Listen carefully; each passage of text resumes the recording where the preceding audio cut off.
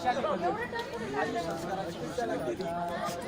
त्यांनी घोषणा केली वैशालीमध्ये आजपासून 3 महिन्यानंतर महापरिनिर्वाण प्राप्त करतील। आणि अशी घोषणा केल्यानंतर त्या वैशालीवरून चालत चालत पायी पायी तथागत किनारापर्यंत आले। आपण काल वैशालीवरून इथपर्यंत पोहोचलात। आपल्याला बसनी यायला जवळपास 5 ते 6 तासाचा कालावधी लागला। त्या काळामध्ये कुठल्याही प्रकारचं प्रवासाचं साधन नसताना तथागत सम्यक संबुद्धांना इथपर्यंत पोहोचायला जवळपास 2.5 ते 3 महिने लागले। पायी पायी येत असताना अनेक ठिकाणी तथागत सम्यक संबुद्ध थांबले। मग ते रामग्राम असेल, हस्तिग्राम असेल, कपुत्ता नदी असेल किंवा आणखी बरीच ठिकाणं आहेत, पावानगर आहे, फाजिलनगर आहे। या वेगवेगळ्या परिसरामध्ये ते थांबत या ठिकाणी पोहोचले। या ठिकाणी पोहोचण्याआधी इथून पाठीमागे असलेल्या 25 किलोमीटर 22 किलोमीटरवर फाजिलनगर एक गाव आहे, ज्याला तथागतांच्या काळामध्ये पावानगर म्हटलं जायचं। त्या पावानगरमध्ये एका आम्रवनामध्ये तथागत सम्यक संबुद्ध आपल्या भिक्षू संघासहित थांबले, विहार करू लागले। ते आम्रवन ज्या चुंद लोहाराच्या मालकीचं होतं, त्याला हा निरोप मिळाला, संदेश मिळाला की तथागत सम्यक संबुद्ध पावानगरीमध्ये आम्रवनामध्ये थांबलेले आहेत आणि ते आम्रवन चुंद लोहाराच्या मालकीचं आहे। चुंद लोहार अतिशय आनंदित झाला की तथागत सम्यक संबुद्ध न बोलावता माझ्या आम्रवनामध्ये थांबलेले आहे, त्यामुळे त्याला खूप आनंद झाला। तो ताबडतोब तथागतांच्या भेटीकरता गेला, तथागतांना भेटला आणि त्यांना म्हणाला, हे तथागता, आपण माझं उद्याचं भोजन स्वीकारलं। तथागतांना त्याने याचना केल्यानंतर तथागत सम्यक संबुद्धांनी त्याचं भोजन स्वीकार केलं। भोजन स्वीकार केल्यानंतर त्याने विचार केला की तथागत सम्यक संबुद्ध वयोवृद्ध झालेले आहेत। आज जवळपास त्यांचं वय वर्ष 80 आहे। त्यांना पचनाला त्रास होऊ नये अशा प्रकारचा पदार्थ आपण त्यांना खाऊ घालूया, जेवू घालूया।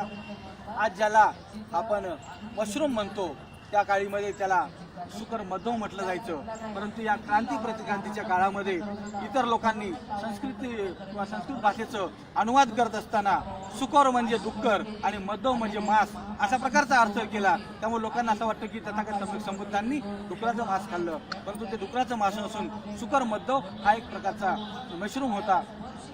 आणि या मशरूममध्ये अनेक प्रकारच्या प्रजाती आहेत, अनेक प्रकारच्या जाती आहेत। त्यामध्ये काही औषधी आहेत, त्या पोटाला त्रासदायक होत नाहीत, पोटाला पचायला आणि आरोग्याच्या दृष्टीने खूप चांगले आहेत। काही त्याच्यामध्ये विषारी सुद्धा आहेत। त्याने तथागत सम्यक संबुद्धांकरता त्या मशरूमची भाजी बनवली, अनेकही वेगवेगळे पदार्थ बनवले। दुसऱ्या दिवशी तथागतांना भोजनाला बोलावलं, तथागत सम्यक संबुद्धांना त्यांनी भोजन दिलं।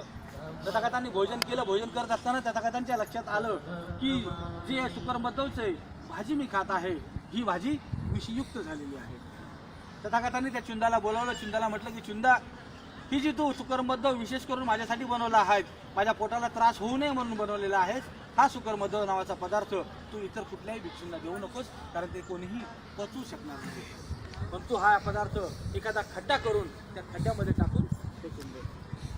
त्यांनी खड्डा केला तथागतांच्या आदेशाप्रमाणे आणि त्या खड्ड्यामध्ये ते संपूर्ण पदार्थ टाकून दिला। असं म्हणतात की ज्यावेळेस तो पदार्थ त्या खड्ड्यामध्ये टाकला गेला आणि झाकलं गेलं, त्यावेळेस ती वरची जी माती आहे ती काळी निळी लाल पडून गेली, कारण तो पूर्ण विष त्याच्यामध्ये निर्माण झालं होतं आणि विषामुळे ती मातीसुद्धा काळी निळी पडून गेली।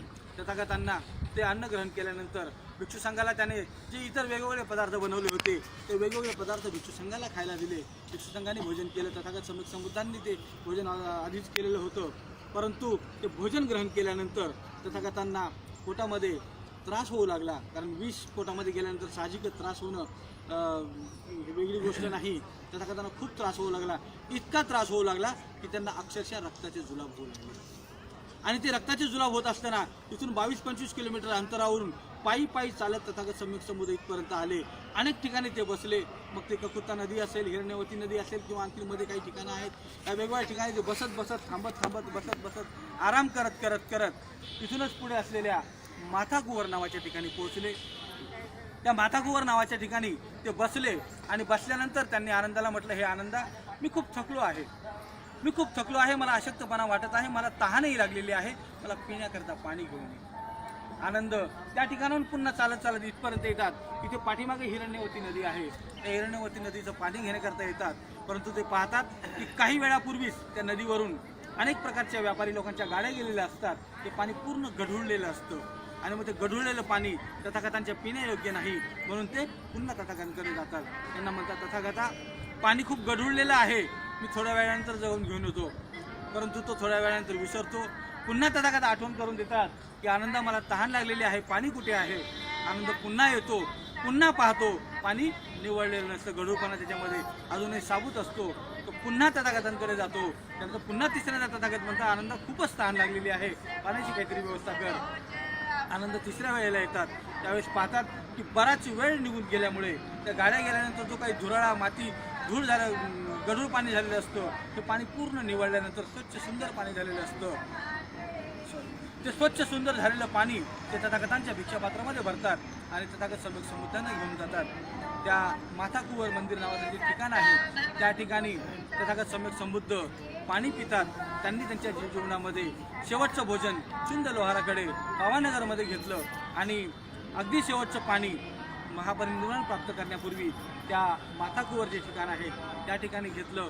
थोडा वेळ आराम केला आणि नंतर आनंदाला पुन्हा म्हणतात, आनंदा मल्लांचं जे शालवन आहे त्या मल्लांच्या शालवनामध्ये मला घेऊन चल. तिथूनच काही अंतरावर मल्लांचं शालवन होतं. तथागतांना आधार देत आनंद त्यांना घेऊन जातो. 2 शालवृक्षांच्या मध्ये त्यांची संगाठी आणि चिवर व्यवस्थित अंथरून करून त्यांना बिस्तर तयार करतो आणि त्या बिस्तरावर तथागत सम्यक समृद्ध झोपतात. उत्तर दिशेला डोकं करतात, दक्षिण दिशेला पाय करतात, पूर्व दिशेला पाठ करतात आणि पश्चिम दिशेला चेहरा करून अशा पद्धतीने तथागत सम्यक समृद्ध त्या ठिकाणी विश्राम करतात, आराम करतात. तथागत आनंदाला म्हणतात, आनंदा आजच्या रात्री शेवटच्या यामामध्ये तथागत महापरिनिर्वाण प्राप्त करणार आहेत. या कुशीनाराचे जे राजे आहेत त्या मल्लांना जाऊन सांग की तथागत